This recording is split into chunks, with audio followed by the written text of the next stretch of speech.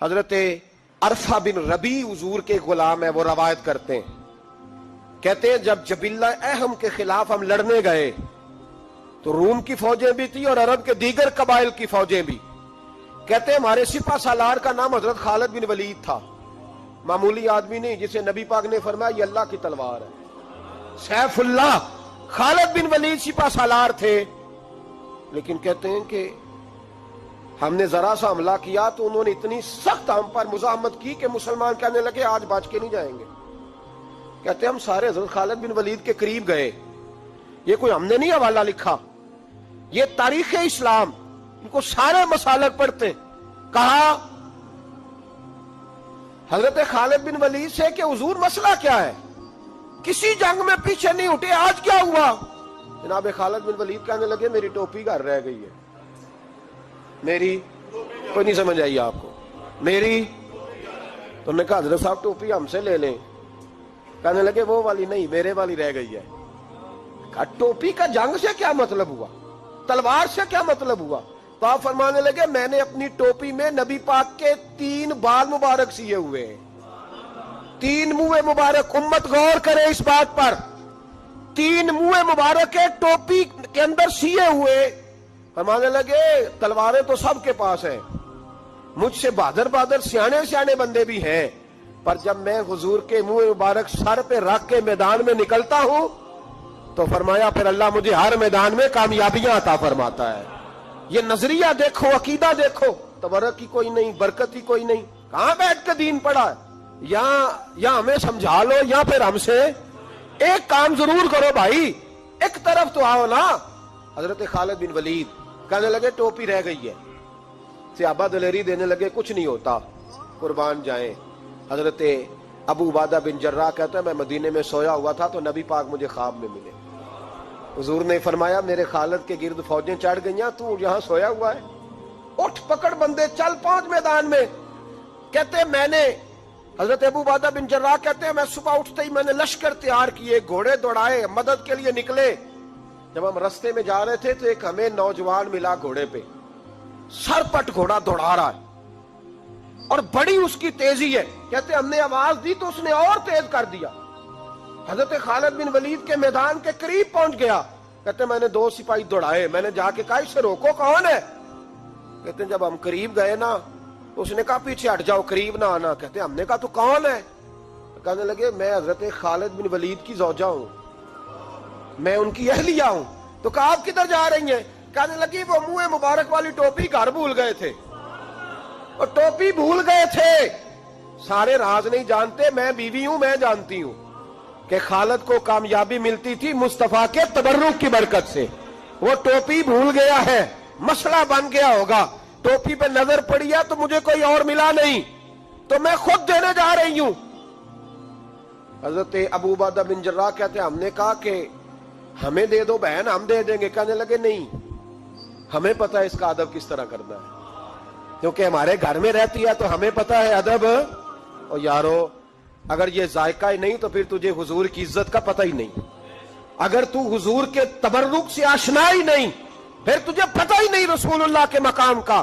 اقبال کہنے لگے اگر باؤ نہ رسیدی تمام بول حدیث، اگر تو حضور کے قدموں تک نہیں پہنچا پھر تو ابو لہب کے کھاتے میں جائیں گی تیری نمازیں. میرے مصطفیٰ کریم سید عالم صلی اللہ علیہ وسلم کی وہ ٹوپی لے کر زوجہ کہنے لگی تمہیں ادب کا نہیں پتا، میں ہی جاؤں گی. کہا چلو. کہتی وہ دوڑی گئی. حضرت خالد بن ولید کہتے ہیں اچانک میری نظر پڑی تو کافروں کی فوج تنی ہوئی تھی، وہ ٹوٹنے لگی اور ایک شاہ سوار دوڑا آ رہا ہے. تو میں نے کہا یہ اکیلا جوان اور صفیں کاٹتا آ رہا ہے، ہم لڑ رہے تھے تو یہ فوج ہم پر چڑھ آئی تھی، اکیلا جوان. کہتے ہیں جب وہ جوان قریب آیا تو حضرت خالد بن ولید کہنے لگے او جوان تو کون ہے، اکیلے نے سب کھول دی. تو کہتے ہیں زوجہ بول کے کہنے لگی نہیں مسئلہ جوان کا یا کمزور کا نہیں، خالد مسئلہ یہ ہے کہ ٹوپی آج میرے پاس ہے، مسئلہ یہ ہے کہ ٹوپی آج اصل شے میرے پاس ہے تو اس لیے صفیں کاٹتی جا رہی ہوں، ورنہ مجھے تو چھری بڑی مشکل سے چلانی آتی ہے. ٹوپی آج میرے پاس ہے. یہ ہے ارض جنت، یہ طیبہ کی زمین ہے، جنت بھی یہی، مال کے جنت بھی یہی ہے. یہ میرے محبوب پاک کے تبرک کی برکت ہے.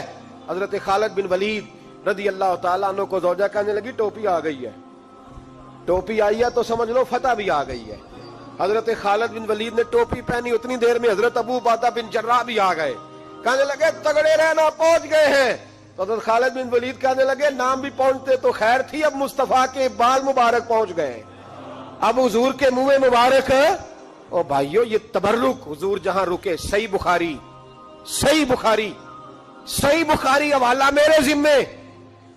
تو مسجد نبی کی دیوار نہیں نہ چومنے دیتا، تو حضرت حلیمہ کے گھر کا بوسہ نہیں نہ لینے دیتا۔ صحیح بخاری۔ حضرت عبداللہ ابن عمر مدینے کے مفتی، جنہیں میرے نبی پاک نے فرمایا راجل صالح، یہ نیک آدمی ہے، وہ جب جاتے تھے نا بیت اللہ شریف مکہ معظمہ، تو وہ جگہ ڈھونڈ ڈھونڈ کے نماز پڑھتے تھے جہاں میرے نبی نے نماز پڑھی ہے۔ سارا بیت اللہ حرم نہیں، لیکن وہ جگہ ڈھونڈ ڈھونڈ کے جہاں میرے رسول نے نماز پڑھی ہے، حضور نے جہاں نماز پڑھی۔ بھائیو اگر حضور علیہ السلام کے قدموں کی مٹی سے پیار ہوگا تبھی تو مصطفیٰ سے ہوگا، لیکن یہاں یہ ظلم ہے امت کے ساتھ، یہ زیادتی ہے۔ میں کہتا ہوں کہ یہاں ہمیں بتاؤ ان حدیثوں کا کیا ترجمہ کریں، قرآن مجید کی ان آیات کا کیا ترجمہ۔ حضرت ام سلمہ حضور کی زوجہ ہیں، بخاری مسلم، ان کے پاس حضور کا ایک بال مبارک تھا، چاندی کی ڈیبیا میں بند کر کے رکھا ہوا تھا۔ جو لا علاج مریض ہوتا وہ حضرت ام سلمہ کے پاس لایا جاتا، وہ کہتی پیالے میں تھوڑا پانی لاؤ، پیالے میں پانی آتا تو وہ منہ مبارک کو پیالے میں ذرا بھگو دیتی، کہتی لو پی لو، اللہ شفا عطا کر دے گا۔